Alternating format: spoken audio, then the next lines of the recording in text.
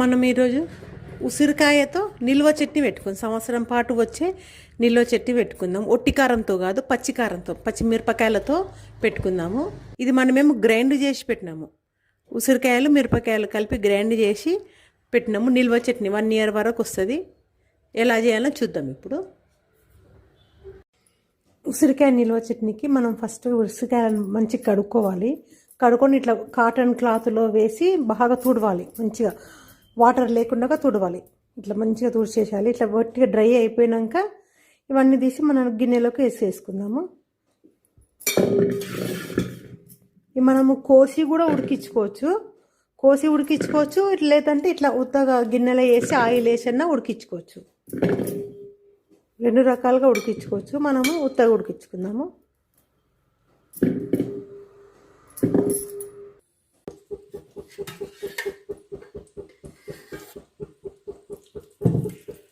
Oil వేద్దాము.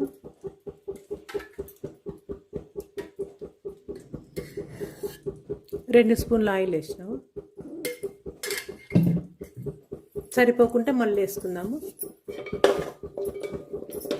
సరిపోతుంది.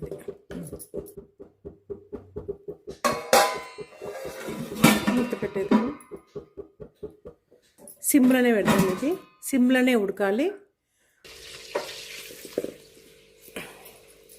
ఇట్లా కలుపుకుంటే మొత్తం అయిపోతుంది.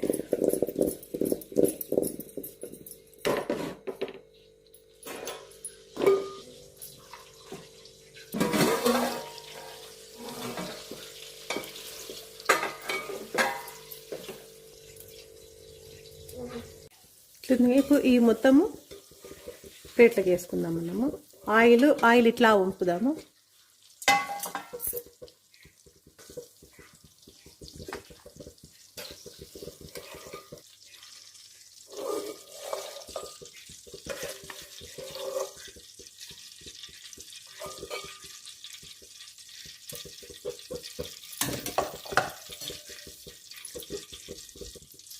ఇప్పుడు దీనిలోకి పచ్చిమిరపకాయలు ఇవి కూడా కడిగి బట్టతో తూడ్చి పెట్టుకున్నాము. ఇప్పుడు ఈ ఆయిల్ ఉంది కదా, మనము ఉసిరికాయలు వేయించిన ఆయిల్ ఉంది కదా, దాంట్లోనే ఇవి కూడా వేసేద్దాము. ఉసిరికాయలతో పాటే వేయచ్చు, కాకపోతే అవి సరిగ్గా ఉడకవు, ఇవి సరిగ్గా ఉడకవు. నూనె చాలా వేయాలి. ఇది అది 2 కలిపి వేసి నూనె ఇంకా ఎక్కువ వేయాల్సి వస్తుంది. ఇప్పుడు ఇదే నూనె ఎక్కువైంది కదా, ఇది 2 వేస్తే ఇంకా ఎక్కువ అవుతుంది. మళ్ళీ మనం పోరింపు వేస్తాం కాబట్టి పోరింపులో ఆయిల్ చాలా వేస్తాము అంత మునిగే వరకు. ఇది మొత్తం ఇట్లా నూనెలోనే మొత్తం ఉడికిపోవాలి. దీనిలో కొంచెం జీలకర్ర అవి వేస్తా. ఇంత జీలకర్ర వేస్తున్నాం. ఇంకొంచెం వేస్తా.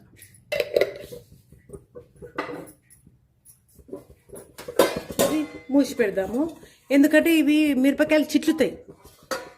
మనం కట్ చేసి వేయలే కదా, మిరపకాయ అట్లే వేసినందుకు చిట్లుతాయి. ఇట్లా మూసి పెడతాము. అది మంచిగా నూనెలా వేగాలి, ఉడకాలి, బాగా ఉడకాలి. మిరపకాయ కూడా ఉడకాలి. 4 ఎల్లిపాయలు పొట్టు తీసి దీనిలో వేస్తాము.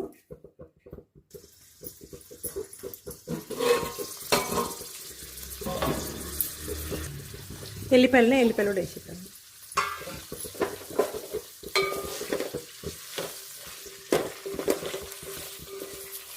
ఇంకా ఈ కలర్ కావాలి.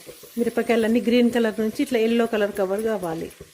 ముదిరినట్టు కలర్ కాగితే అన్నీ వేగినట్టు లెక్క. ఇంకా సగం వేగలేదు, మొత్తం ఉడికినాక ఉసిరికాయలు వేస్తుంది దీంట్లో.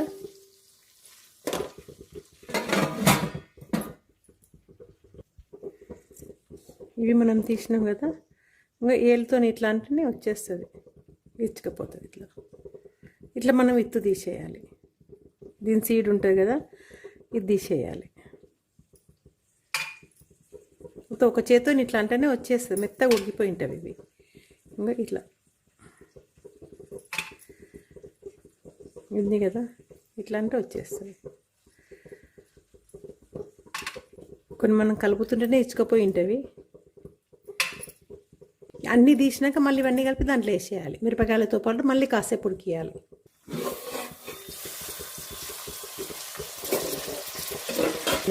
అన్ని కలర్ మారిపోయినాయి.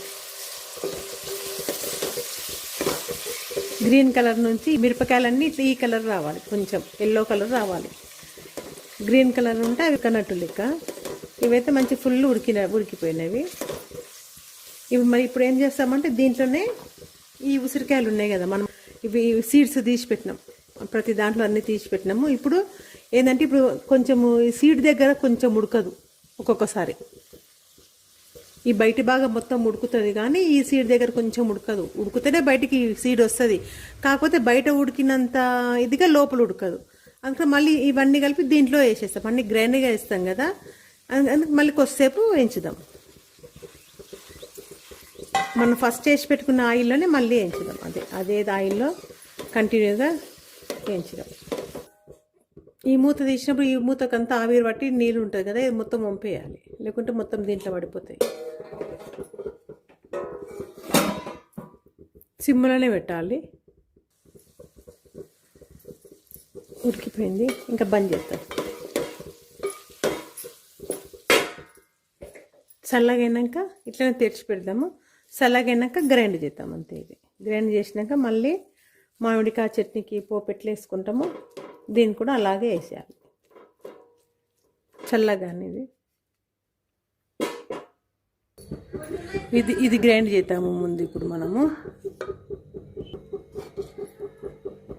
ఒకసారికి రాలేదు, 2 సార్లకు వచ్చింది ఇది.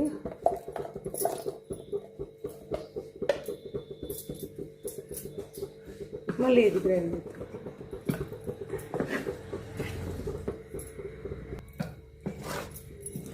మొత్తం గ్రైండ్ చేసినాం కదా, ఇది అవుతుంది. ఇప్పుడు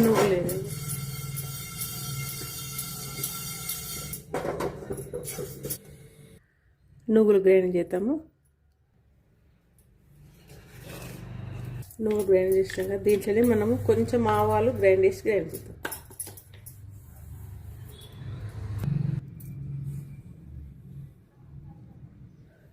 ఆవాలు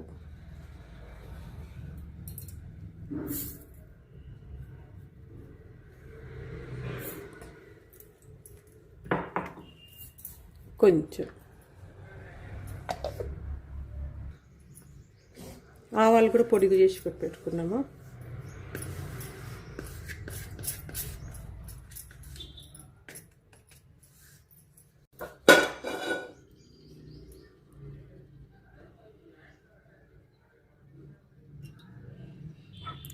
నూనె ఎక్కువనే ఉండాలి, ఎందుకంటే దానిలో తేలాలి కదా.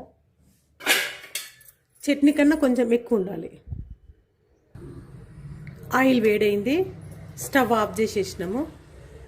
మళ్ళీ ఆయిల్ అట్లనే వేడిలో పెట్టి వేసి మళ్ళీ మాడిపోతుంది, అందుకని ఆఫ్ చేయాలి. కొంచెం మంచి వేడైనాక ఆఫ్ చేయాలి. ఈ పొగంతా తగ్గినాక కొంచెం ఇవన్నీ వేద్దాము, కొంచెం పొగ తగ్గిపోవాలి. పొగ తగ్గిపోయింది, ఇప్పుడు వేద్దాము ఆవాలు జీలకర్ర.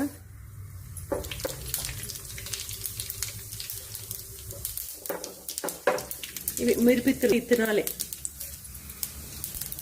ఎల్లిపాయలు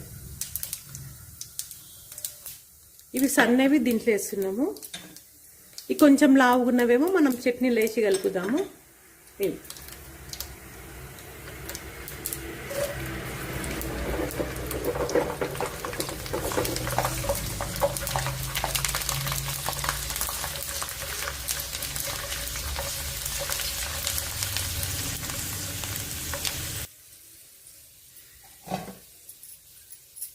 ఇప్పుడు కొంచెం ఒకసారి స్టవ్ వెలిగిద్దాము. ఇప్పుడు మనం దీంట్లో అల్లం వెల్లిగడ్డ వేద్దాం. 1 స్పూన్ అల్లం వెల్లిగడ్డ వేద్దాం.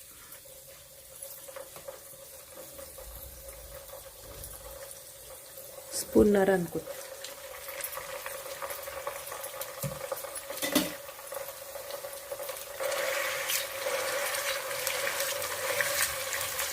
అల్లం వెల్లిగడ్డ దీంట్లో బాగా వేయాలి, పచ్చి ఉండొద్దు.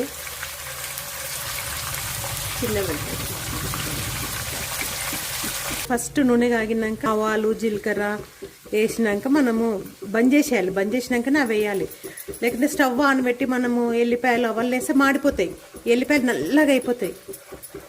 అందుకని ఆఫ్ చేసేయాలి. ఆఫ్ చేసినాక అవి వేయాలి. మళ్ళీ స్టవ్ వెలిగించి అల్లం ఎల్లిగడ్డ వేయాలి. అల్లం ఎల్లిగడ్డ వేసినాక మనం ఎల్లిపాయలు వేస్తే ఏగవు, అవి కొంచెం కలర్ పచ్చిగానే ఉంటాయి. ఈ కలర్ మారవు, ఈ బ్రౌన్ కలర్ వరకు రావు. ఈ చిటపట తగ్గిందంటే అల్లం ఎల్లిగడ్డ వేగినట్టు లెక్క. అల్లం ఎల్లిగడ్డలో కొంచెం ఆ నీరు ఉంటుంది కదా, ఆ నీరు పోతుంది అన్నట్టు. ఇట్లా కలపాలి. మళ్ళీ మనం ఉత్త స్పూన్తో కలిపితే అడుగు అంటుతుంది. ఇక దీని కూడా అడుగంటింది కదా, ఇట్లా జాలి ఉన్న దానిలో అయితే ఇట్లా మంచిగా కలుసుకపోతుంది. ఇది కూడా అంటింది కానీ కొంచెం అంటుతుంది. ఇది ఏగింది. ఇది మొత్తము అల్లం వెల్లిగడ్డ మంచిగా వేయింది, ఎందుకంటే చిట్టపడి తగ్గిపోయింది కదా. ఆయిల్ ప్లేన్ అయిపోతుంది, ఇట్లా ప్లేన్ వస్తుంది పైన. ఇప్పుడు ఆఫ్ చేసేద్దాము స్టవ్ను. స్టవ్ ఆఫ్ చేసినాము. దీంట్లో ఇప్పుడు జీలకర్ర మెంతుల పొడి వేద్దాము. ఇంకా 1 స్పూన్ జీలకర్ర మెంతుల పొడి. ఇంగువ, అది వేడిగా ఉన్నప్పుడు వేయాలి ఇంగువ.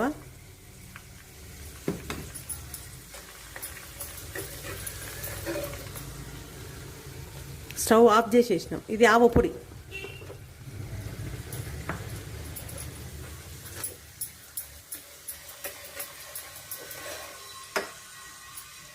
ఇది నువ్వుల పొడి. చూద్దాం, ఇంత పట్టి ఇంత వేద్దాం, లేదంటే మళ్ళీ కలిపినాక మళ్ళీ కొంచెం వేద్దాము. ఇది తీసి పెడుతున్నా.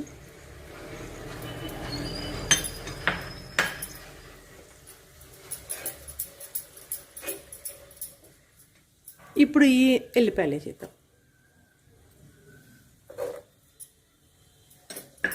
పసుపు,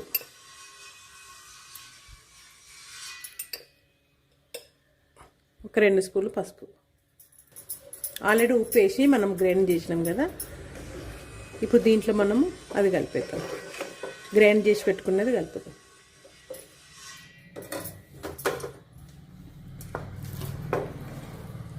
ఇది గ్రైండ్ చేసి పెట్టినాం కదా, ఇది కలుపుతాం.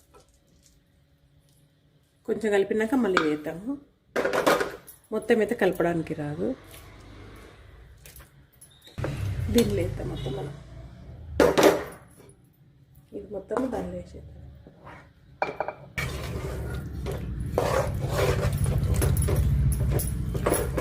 స్పూన్ ఇట్లా పండబెట్టి కలిపితే మొత్తం కలిసిపోతుంది. ఈ నూనె సరిపోలేదు కదా, మళ్ళీ కొద్దిసేపు అయితే నూనె అంతా తేలుతుంది పైకి. ఒకవేళ నూనె తేలలేదు అంటే మళ్ళీ కొంచెం మన నూనె వేడి చేసి పోసుకోవచ్చు. ఖాళీ నూనె వేడి చేసి పోయాలి, పచ్చి నూనె కాదు, వేడి చేసి పోయాలి. ఎప్పటికైనా మనం చట్నీలు పెట్టుకున్నామంటే కొంచెం ఇంత ఎత్తు ఆయిల్ ఉండాలి చట్నీల పైన. అట్లయితే మనకు బూజు కొట్టదు ఎప్పటికైనా సరే. దీనిలో నూనె వచ్చేది లేనిది 1 గంట అయితే ఆయిల్ అంతా బయటకు వచ్చేస్తుంది. చూద్దాం ఎంత వస్తుంది అనేది చూసి మనము వేసుకోవచ్చు ఆయిల్. ఇంకా ఇది నిల్వ చట్నీ కదా, 1 ఇయర్ వరకు ఉంటుంది, మంచిగా ఉంటుంది. ఇంకా కావలిస్తే కొంచెం శనగపప్పు వేసుకోవచ్చు. శనగపప్పు నానబెట్టి అది వేసుకోవచ్చు, అది బాగుంటుంది. ఇంకా అంటే టేస్ట్ కొందరికి అది కూడా నచ్చుతుంది. శనగపప్పును నానబెట్టి వేస్తారు, అది కూడా బాగుంటుంది. మామిడికాయ చట్నీలు వేసుకుంటాం చూడండి, అట్లా ఉంటుంది, బాగుంటుంది. ఇది ఇట్లనే పెడతాను, ఇంకా కలపకుండా ఆయిల్ వచ్చేస్తుంది పక్కలకు.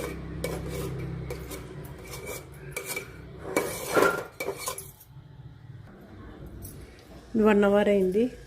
సైడ్కి కొంచెం ఆయిల్ వచ్చింది. ఇది సరిపోదు చట్నీకి, మళ్ళీ అందుకని కొంచెం కాగబెట్టినా నేను. ఆయిల్ కాగబెట్టి కొంచెం పోతాం.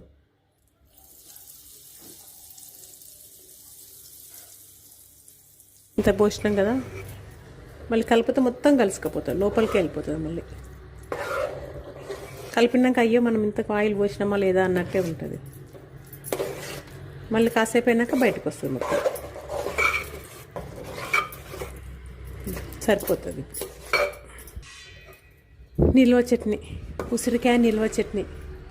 నచ్చితే లైక్ చేయండి, షేర్ చేయండి, సబ్స్క్రైబ్ చేయండి. ఇది ఇట్లనే డబ్బాలకు తీసి పెట్టుకోవాలి. డబ్బాలకు తీసి పెట్టి మనము ప్లాస్టిక్ డబ్బాల కన్నా ఎక్కువ గాజు సీసాలలో కానీ పింగాణి ఉంటే బౌల్స్ ఉంటాయి కదా, దాంట్లోనన్నా పెట్టుకుంటే ఇంకా బాగుంటుంది టేస్ట్.